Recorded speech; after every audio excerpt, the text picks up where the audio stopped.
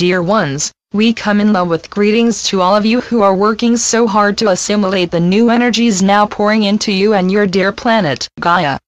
As you are well aware, these are times of change and questioning.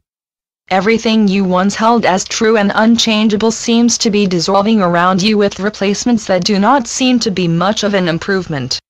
As the old concepts and beliefs dissolve, new and better ways must appear, but understand that those guiding the changes are often themselves struggling to see and understand the bigger picture. Send light to the leaders of all governments, and when voting, be guided by your intuition and not media hype or perceived personal benefit. Vote for the candidate best qualified to bring forth a new and higher sense of governance that serves all people, and not the candidate who refuses to acknowledge or move beyond ideas reflective of what is quickly becoming old and obsolete. Some are called to simply be still and hold light for the world, while others are called to do hands-on feet-running work. Both are necessary, both are serving as light workers, and neither is more spiritual than the other. The garbage man who carries away your trash with love and friendliness is a light worker. Every seemingly mundane action of daily living when done with love is light work. Know that in truth you only serve yourself, for there are no others. Let go of any concepts you may still hold regarding the belief that only those who teach, heal, or channel are light workers. Unconditional love must be lived on all levels. This is what you came to Earth to learn. Examine and release any remaining concepts you may still hold about love. This is easily done through remembering that unconditional love is simply the activity that flows from a consciousness of one, and then examine your belief system by this standard. It is not necessary to know the all, the how or whys. It is only necessary to live ordinary everyday moments from a place of oneness and connection, and soon this will be your attained state of consciousness. There are those who are the essence of unconditional love, and yet seem to have no intellectual knowledge or even seeming interest in spiritual truth. These souls attained their state of consciousness in previous lifetimes and are now simply living their lives from that place. When truth becomes your state of consciousness, it becomes who you are, and there is no longer any need to even think about it. This is evolution. Learn not to place limitations or qualifiers on love, and release all beliefs regarding your or others' worthiness to be loved. Patting the dog who doesn't get much attention, holding the door for someone who needs it, or giving an honest compliment to a child or adult with low self-esteem, are actions of unconditional love. Conditional love is what the world is most familiar with.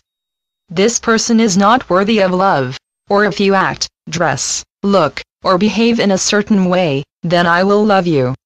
Many, in the quest to be loved, surrender personal power in exchange for so-called love.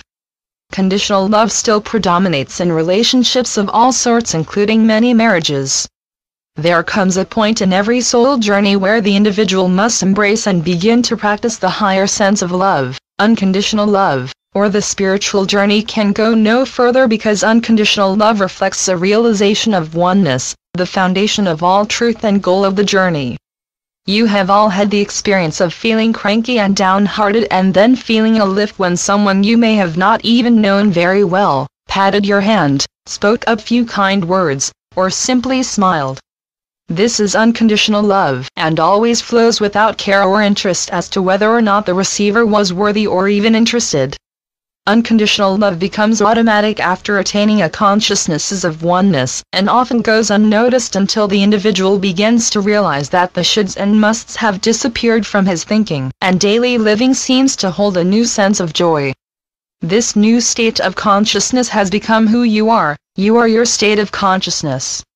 The whole spiritual journey is one of remembering who and what you are, and each truth integrated and lived becomes your state of consciousness until there is no longer need to practice, read, study, search, for you simply are it.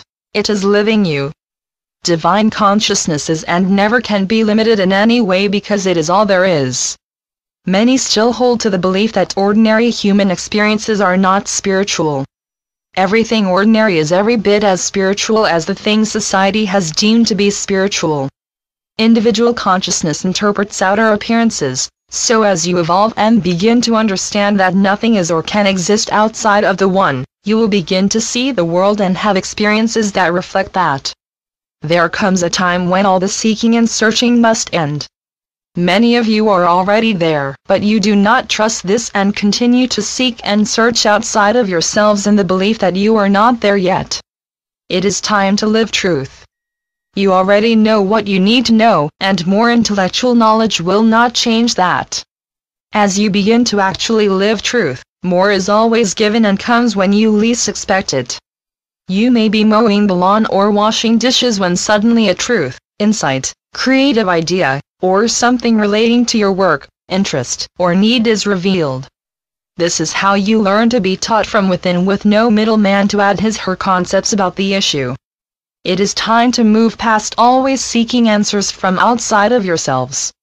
You are ready and able to get whatever information and answers you need from within.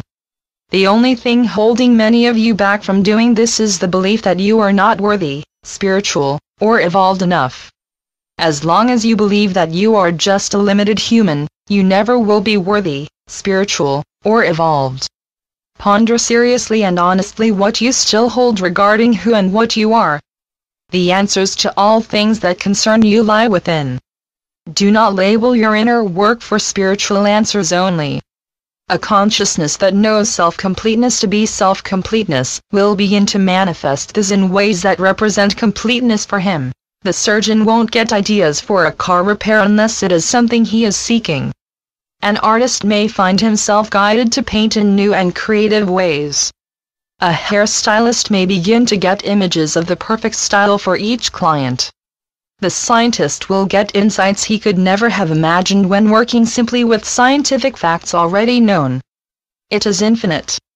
Ideas may come visually and powerfully, but more often comes simply as a knowing about some facet of your life, or something you have been seeking more insight into. Individuals must learn to be more still if they are to hear this still small voice, which is why so many deny that there even is a still small voice. Anyone going through each day hooked to phones and other electronic devices will never hear the still small voice. Anyone serious about their spiritual growth must learn to be still. Make it a habit to have a quiet time each day where you can be uninterrupted, and spend time simply pondering truth, and then resting it for about 10 or 15 minutes. This need not be long, just long enough for you to center, and make a conscious connection with yourself.